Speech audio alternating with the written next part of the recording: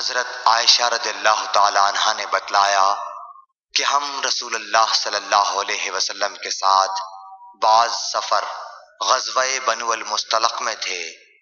جب ہم مقام بیدا یا ذات الجیش پر پہنچے تو میرا ایک ہار کھو گیا۔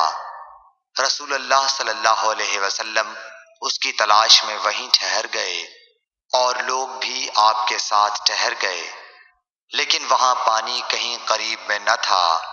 لوگ حضرت ابو بکر صدیق رضی اللہ تعالیٰ عنہ کے پاس آئے اور کہا، حضرت عائشہ رضی اللہ تعالیٰ عنہ نے کیا کام کیا کہ رسول اللہ صلی اللہ علیہ وسلم اور تمام لوگوں کو ٹھہرا دیا ہے، اور پانی بھی کہیں قریب میں نہیں ہے اور نہ لوگوں ہی کے ساتھ ہے۔ پھر ابو بکر صدیق رضی اللہ تعالیٰ عنہ تشریف لائے۔ رسول اللہ صلی اللہ علیہ وسلم اپنا سر مبارک میری ران پر رکھے ہوئے سو رہے تھے۔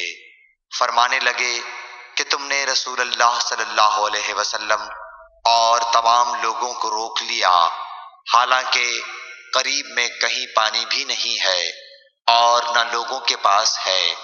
حضرت عائشہ رضی اللہ تعالیٰ عنہ کہتی ہیں کہ والد ماجد رضی اللہ تعالیٰ عنہ مجھ پر خفا ہوئے، اور اللہ نے جو چاہا انہوں نے مجھے کہا، اور اپنے ہاتھ سے میری کوکھ میں کچوکے لگائے۔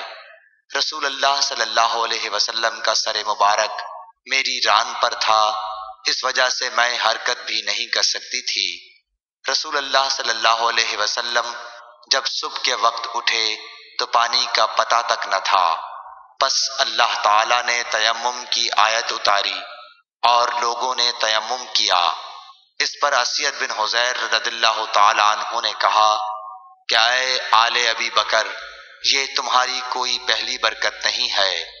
عائشہ رضی اللہ تعالیٰ عنہ نے فرمایا، پھر ہم نے اس اونٹ کو ہٹایا جس پر میں سوار تھی تو ہار اسی کے نیچے مل گیا۔ صحیح بخاری حدیث نمبر 334۔